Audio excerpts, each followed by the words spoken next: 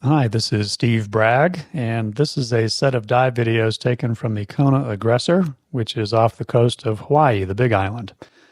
We begin with the classic night dive for Mantas, which is just off the Kona Airport, which you can see in the distance, and those are all the dive boats that'll be participating.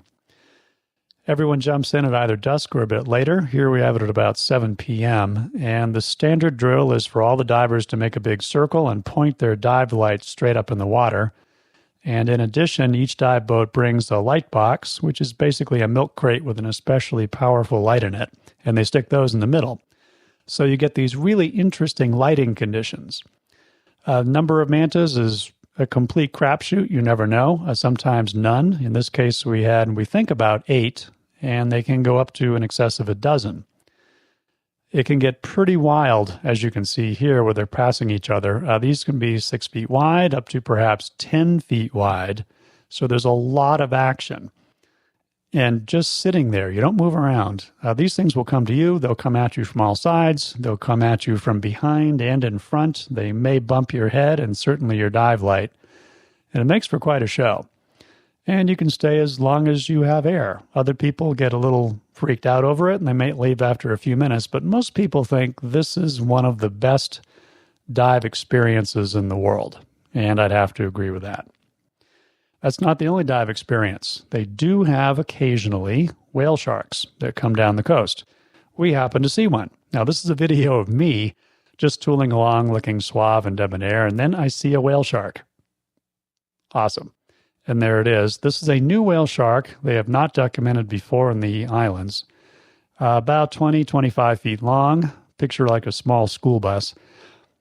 Sailed right past us at maybe 20 to 30 yards away. And then it went right by our dive boat. That's the mooring line it goes by right there. And then it vanishes from sight.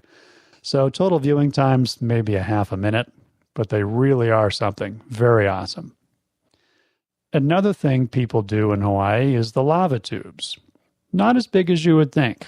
They tend to be, at least for the ones that you're allowed into, 10 to 20 feet wide. Not that high, because a lot of the rocks have fallen from the ceiling down to the floor, leaving a fairly narrow gap to squeeze through at the top. And you may even have to pull your way through rather than finning your way through. And the water can be turbulent at times, and the visibility may not be that great. So not everyone likes to do this. But if people are going through a lava tube, the air boils up through the lava and comes out on top, and that's what you see here. There's a lava tube directly underneath where this video was taken, and there are divers down there, and that's their air coming up, which can look a little odd. But at any rate, it's just one of the features of the area.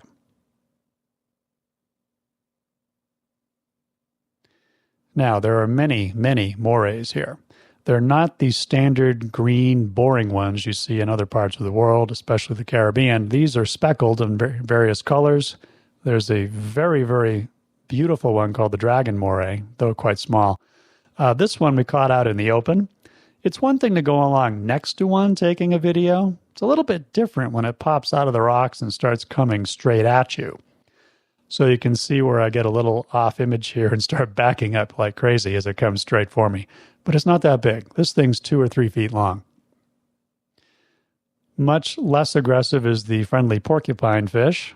This guy is much less likely to take a chunk out of me, and he's just noodling along, so we stopped to take a picture.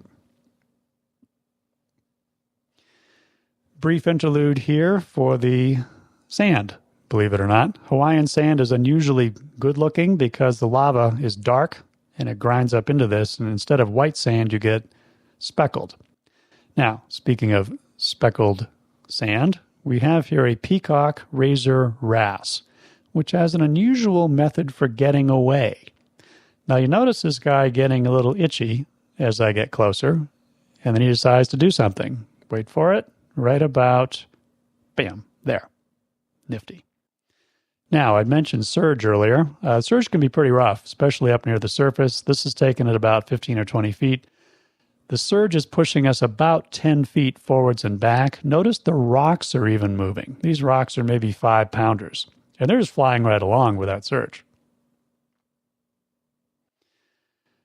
Now, Frogfish are very, very uncommon, except for Hawaii, where we saw 3. Never get into a staring contest with a frogfish, they don't blink. So those are some of the unusual features of Hawaiian diving, and even the sea cucumbers say aloha. Hope you enjoyed the videos. This is Steve Bragg signing off. Thanks.